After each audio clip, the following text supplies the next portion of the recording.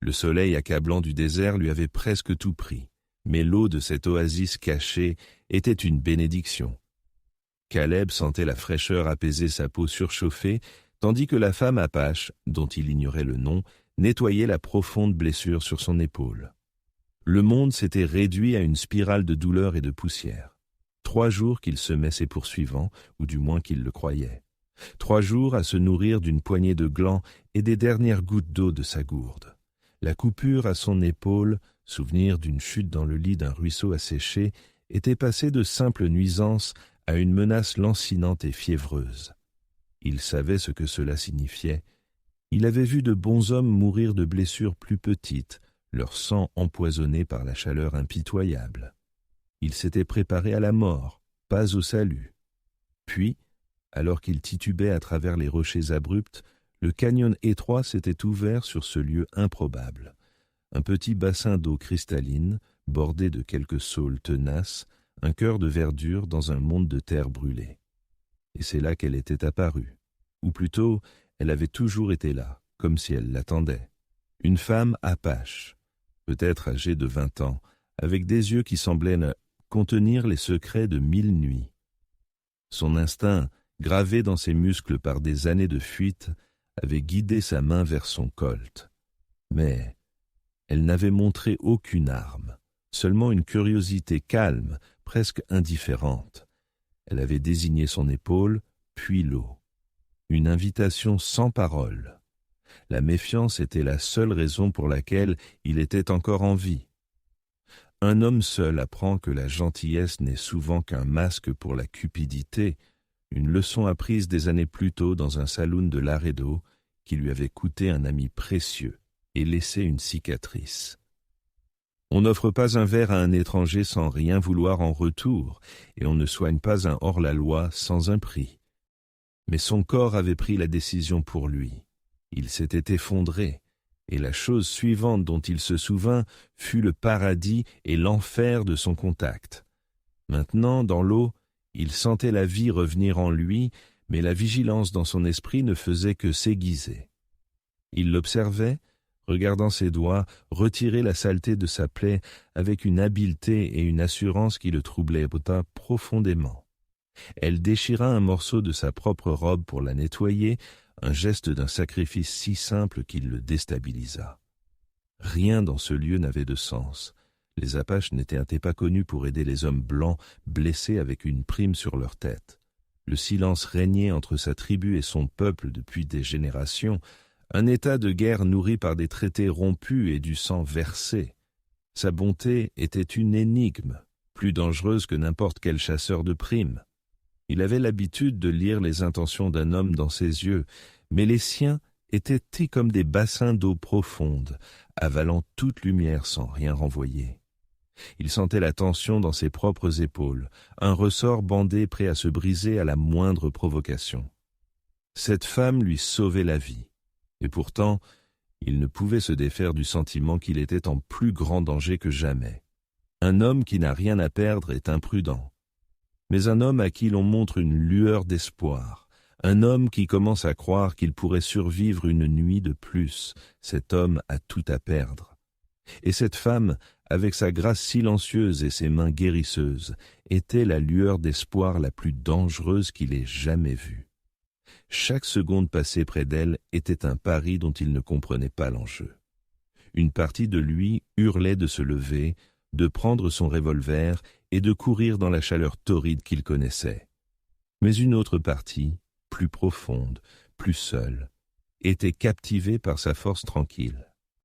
Et puis, juste au moment où le côté rationnel de son cerveau lui criait que c'était un piège, que sa douceur n'était qu'un appât, elle se pencha.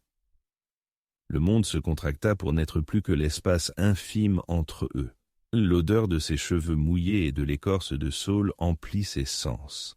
Son souffle, chaud sur sa joue, était une caresse si intime qu'elle bouleversait chacun de ses instincts. Son murmure était si bas qu'il n'était guère plus qu'une pensée, un secret destiné à lui seul. « C'est ma première fois ». L'aveu le frappa comme un coup physique, non pas avec violence, mais avec une vague bouleversante de quelque chose qu'il n'avait pas ressenti depuis longtemps. La tendresse, La fièvre qu'il sentait n'était plus seulement celle de sa blessure. C'était un incendie qui le ravageait, réduisant en cendres chaque avertissement, chaque doute, chaque peur. En cet instant impossible, il n'était plus Caleb le fugitif. Il était simplement un homme à qui une femme, aussi pure que l'aube, venait d'accorder une confiance profonde. Il ferma les yeux, son corps cédant à une attraction plus forte que sa volonté de survivre. La logique n'avait plus sa place dans cette oasis. Ici, seul l'instinct et le désir régnaient. Les 5 dernières années de sa vie avaient été une retraite constante, une existence dans l'ombre. Mais ici, dans l'intimité de sa confession, il n'y avait nulle part où se cacher. Cela ressemblait à un nouveau départ, une seconde chance, enveloppée dans la chaleur de sa proximité. Mais le feu s'éteignit aussi vite qu'il s'était enflammé, remplacé par un froid arctique qui semblait s'infiltrer jusqu'à ses os. Elle ne s'était pas retirée, ses lèvres étaient toujours près de son oreille, mais son premier murmure fut suivi d'un second. Ce n'était plus un aveu, c'était une déclaration. Elle prononça un nom qu'il n'avait pas entendu depuis 5 ans, le nom d'un homme mort, Silas Blackwood. Et puis, les 4 mots qui scellèrent son destin, prononcés avec la même voix calme et douce. Mon père m'a envoyé. Le contraste entre la tendresse de ses premiers mots et la terreur glaciale des seconds était un abîme dans lequel son âme plongea. L'oasis n'était plus une bénédiction, c'était une tombe. Son contact n'était pas une guérison, c'était un jugement. Et il réalisa, avec une clarté terrifiante qui lui ravagea l'âme, qu'elle avait bien dit la vérité. C'était sa première fois. Mais ce n'était pas l'abandon d'une vierge, c'était le premier acte d'une bourrelle. L'eau ne semblait plus fraîche. Elle avait l'étreinte d'une tombe qui s'était enfin refermée sur lui. Le cœur de Caleb, qui un instant plus tôt battait de désir, martelait maintenant ses côtes à un rythme froid et paniqué. Le nom de Silas Blackwood, un fantôme d'une vie qu'il avait enterrée 5 ans auparavant, ressuscité par les lèvres les plus douces qu'il ait jamais vues. Ces mots n'étaient-ils pas une accusation, mais une constatation, ce qui les rendait d'autant plus terrifiants. Il la dévisagea, cherchant dans ses yeux sombres et calmes le moindre signe de tromperie ou de folie, mais ne trouva que la certitude inébranlable d'une fille qui avait retrouvé le meurtrier de son père. La chaleur de l'oasis avait disparu, remplacée par le froid sépulcral du piège dans lequel il était tombé. Chaque muscle de son corps hurlait de fuir, de se battre, de faire n'importe quoi, mais la faiblesse de la fièvre et sa proximité désarmante le tenaient là captif. Il était à sa merci. Ceci n'était pas un chasseur de primes que l'on pouvait soudoyer ou duper. C'était quelque chose de bien plus primordial, c'était la justice. « Vous vous trompez, dit-il, sa voix un croassement rauque. Je n'ai pas tué Silas Blackwood. Elle ne bougea pas, son regard ne vacilla pas. « Mon peuple n'aime pas les mensonges, répondit-elle calmement. Sa main, toujours posée sur sa peau, semblait maintenant le marquer au fer rouge. « Tu étais dans sa cabane cette nuit-là. Tu as été le dernier à le voir vivant. Tu t'es enfui avec son argent et son cheval. Ce ne sont pas des mensonges, ce sont les vérités qui me guident depuis 5 ans. Son contrôle était son arme la plus puissante. Elle n'affichait pas l'émotion d'une fille vengeresse, mais la précision froide d'une chasseresse qui a enfin acculé sa proie. Il comprit que les supplications ou les dénégations seraient inutiles. Une vie de fugitif vous apprend quand vous battre et quand négocier. Et pour négocier, il faut une monnaie que l'autre partie apprécie. Il n'avait pas d'argent, pas de pouvoir. Il n'avait que la vérité, et il paria sur le fait que la sienne était incomplète. Mais les mots seuls ne suffiraient pas à percer 5 années de certitude. Dans un dernier acte désespéré, sa main tremblante plongea dans la petite sacoche en cuir qu'il portait à la ceinture. Il en sortit un objet, le métal terni brillant faiblement sous le soleil. Un petit médaillon d'argent. « Je n'ai pas tué ton père, haleta-t-il, la voix à peine un murmure. Je ne sais pas qui tu es, mais je crois que ceci t'appartient. Il le posa dans sa paume ouverte. L'effet fut instantané. Elle eut un hoquet, un souffle brusque qui brisa son masque stoïque. Ses doigts se crispèrent autour du médaillon et son regard se figea dessus. Pour la première fois, il vit une fissure dans son armure. L'objet impossible, ce petit morceau d'argent, venait de créer une question bien plus puissante que son désir de vengeance. Comment cet homme, le meurtrier présumé, pouvait-il posséder l'unique objet qui définissait son âme, le médaillon de sa mère? Elle releva les yeux, la confusion luttant contre la haine. « Où as-tu eu ça ?» Sa voix était brisée. « Je l'ai pris cette nuit-là, » admit Caleb. Alors qu'il le tuait, c'était la seule chose de bien dans la pièce. « Je ne sais pas pourquoi je l'ai pris. Je l'ai juste fait. » Elle le regarda, le poids de ses paroles pesant dans l'air lourd. La vengeance est une chose simple et pure. La vérité est souvent un désordre sale et compliqué. Sa certitude de 5 ans se heurtait à la terrible possibilité qu'elle ait traqué le mauvais homme. Le silence qui s'ensuivit fut le seul espoir de Caleb. Il avait planté la graine du doute.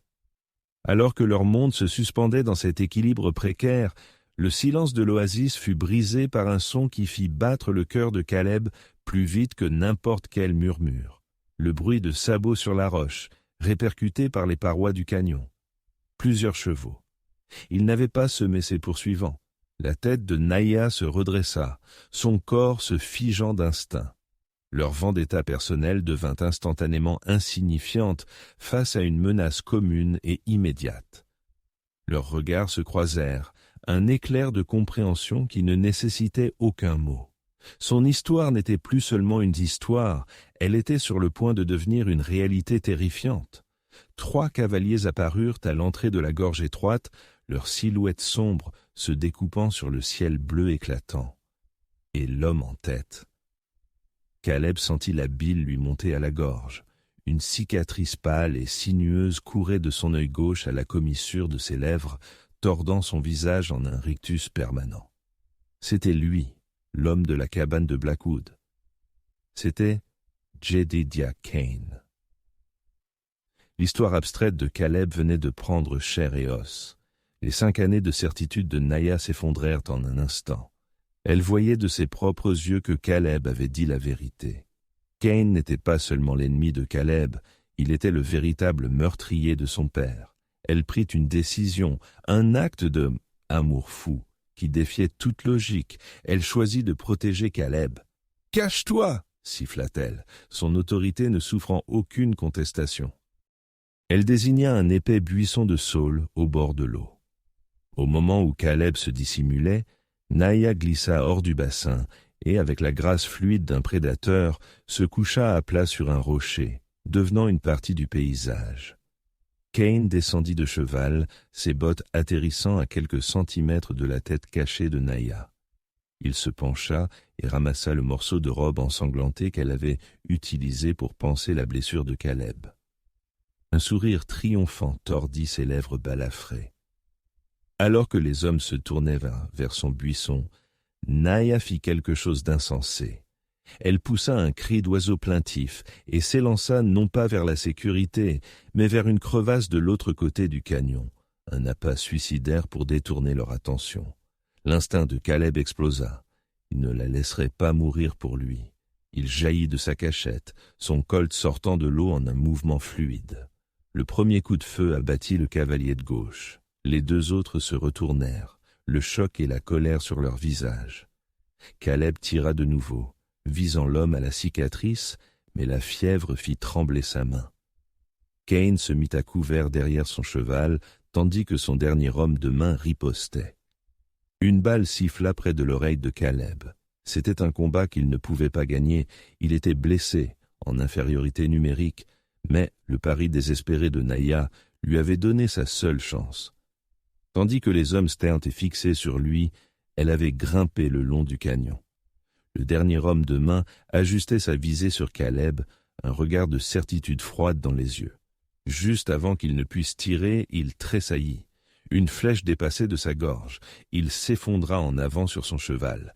L'homme balafré leva les yeux et trouva Naïa, une autre flèche déjà encochée. Maudissant, il tira dans sa direction, la forçant à se mettre à couvert. Maintenant, il n'était belé plus que deux, le chasseur et le chassé. Caleb sortit de sa cachette et fit face à son bourreau. « Tu te souviens de moi, n'est-ce pas » cria-t-il. Une reconnaissance lente et malveillante se répandit sur le visage de Kane. « Le gamin de la cabane de Blackwood » cracha-t-il. « J'aurais dû te tuer quand j'en avais l'occasion. »« Oui » acquiesça Caleb, levant son revolver. « Maintenant, c'est mon tour. » Ils tirèrent simultanément. La douleur frappa Caleb comme un coup de marteau, un trou brûlant dans son flanc, mais il resta debout. Il vit Kane rester immobile, le visage figé par l'incrédulité. Puis le regard de Kane se porta sur la tache rouge qui s'élargissait au centre de sa poitrine. Il tenta de parler, mais seul du sang jaillit de ses lèvres. Il s'effondra, face contre terre. Le silence s'abattit sur l'oasis. Le triomphe fut de courte durée. Caleb sentit ses forces l'abandonner. Il tomba à genoux, le monde devenant flou. Il vit Naïa descendre du canyon en courant, son visage un masque impénétrable. La justice qu'elle avait cherchée avait un goût de cendre. Elle s'agenouilla à côté de lui dans l'eau rougie par le sang. Il vit la douleur dans ses yeux, un chagrin profond et inattendu. Elle déchira un autre morceau de sa robe, bien plus grand cette fois, et le pressa fermement contre sa blessure. Son contact n'était plus celui d'une bourrelle, mais celui d'une guérisseuse, tentant de réparer quelque chose qui semblait désespérément brisé. Ils restèrent des jours dans l'oasis. Le temps se brouilla en un rêve fiévreux de douleur et de visions confuses. Caleb se souvenait de la sensation de feuilles fraîches sur son front, du goût amer des herbes qu'elle le forçait à avaler, et surtout de sa présence constante et vigilante. Elle dormait à peine, lavant ses blessures, changeant ses pansements, montant la garde. Il ne parlait pas de ce qui s'était passé. Les mots étaient insuffisants pour décrire le lien qui s'était forgé entre eux, un lien fait de sang versé en commun, de dettes inexprimées et du terrible fardeau partagé de la vérité. Elle n'avait pas vengé son père ce jour-là, mais elle avait lavé son nom, et ce faisant, elle avait sauvé une vie innocente et envoyé deux coupables mordre la poussière. Le jour où la fièvre tomba et où il put s'asseoir sans son aide, il sut que quelque chose avait changé. Les fantômes du passé qu'il avait pourchassés pendant 5 ans s'étaient enfin apaisés, enterrés dans le sable de cette oasis silencieuse. Il la regarda, assise au bord de l'eau, dessinant des motifs dans le sable avec un bâton. Elle n'était plus une fille vengeresse ou une mystérieuse sauveuse, elle était Naïa. Et il n'était plus Caleb le fugitif. Il était un homme à qui l'on avait donné une seconde chance, une chance qu'il ne méritait pas, mais qu'il jura d'honorer. Leurs regards se croisèrent, et pour la première fois, le silence entre eux n'était pas rempli de tension, mais d'une compréhension tranquille. Dans les sacoches de Kane, ils trouvèrent la pièce finale du puzzle. Non seulement les contrats frauduleux du chemin de fer, mais aussi un ensemble de cartes méticuleusement dessinées. Naïa les reconnut instantanément. C'était l'œuvre de son père. Les cartes ne montraient pas seulement des sentiers, mais aussi les empiètements illégaux de la compagnie sur les terres apaches, des violations de traités cachés aux yeux de tous. Le meurtre n'était pas seulement une question d'argent, c'était une question de faire taire la vérité. Leur mission commune se solidifia. Il ne s'agissait plus seulement de survie personnelle, mais de rendre une justice plus grande. Le voyage jusqu'au fort le plus proche fut un test de leur nouvelle alliance. Lui, encore faible, s'appuyait sur sa force. Elle, naviguant sur des terres hostiles, s'appuyait sur sa connaissance du monde des hommes blancs. Ils se déplaçaient comme une seule entité, deux moitiés d'un même survivant. Arrivé au fort, la poussière tourbillonnant autour d'eux, Caleb prit une profonde inspiration. Au lieu de se cacher, il entra directement dans le bureau du marshal. Naïa était à ses côtés, non pas comme sa prisonnière, mais comme son témoin. Dans un acte de confiance ultime, il posa son revolver sur le bureau du marshal. « Je suis Caleb. Il y a une prime sur ma tête pour le meurtre de Silas Blackwood. Le marshal, un homme buriné dont les yeux avaient déjà tout vu, le regarda avec un scepticisme las. Mais avant qu'il ne puisse parler, Naya s'avança. Elle ne dit rien. Elle posa simplement les cartes de son père sur le bureau, à côté du revolver. Puis, elle ouvrit le médaillon d'argent, révélant le portrait minuscule et délavé de sa mère Apache. La preuve était irréfutable, écrite non seulement à l'encre, mais aussi dans le sang et l'amour. Le nom de Caleb fut innocenté. Le complot du chemin de fer fut révélé, provoquant un scandale qui remonterait bien plus haut qu'ils ne l'avaient jamais imaginé. La récompense substantielle qu'ils reçurent pour les informations n'était qu'une formalité. Le véritable prix était la liberté. Libérés des fantômes qui les avaient hantés pendant 5 ans, ils se tinrent à l'extérieur du fort, le soleil couchant, peignant le ciel de teintes pourpres et dorées. Ils n'étaient même plus des fugitifs ou des vengeurs, ils étaient simplement un homme et une femme avec une vie à construire. Le vieux monde, avec ses mensonges, ses primes et ses promesses rompues, les attendait. Mais ici, il y avait un nouveau monde qui attendait d'être bâti. Ils retournèrent à l'oasis, ce petit sanctuaire vert qui avait été le témoin de leur mort et de leur renaissance. Avec l'argent de la récompense, ils achetèrent légalement la terre, ce morceau de paradis qui appartenait maintenant à leur histoire commune. La dernière image d'eux n'était pas celle d'un baiser passionné, mais quelque chose de plus profond, de plus durable. Ils se tenaient côte à côte, regardant les fondations d'un comptoir commercial s'élever près du bassin. Un lieu de réconciliation, où les deux cultures, la sienne et la sienne, pourraient se rencontrer non pas dans le conflit, mais dans le commerce et le respect mutuel. C'était un héritage construit non seulement pour créer de la richesse, mais pour réparer une blessure historique, une promesse faite au père de Naya et à l'avenir qu'ils choisissaient de construire ensemble. Un foyer, né du sang et de la trahison, mais cimenté par une vérité aussi claire et pure que l'eau qui leur avait sauvé la vie.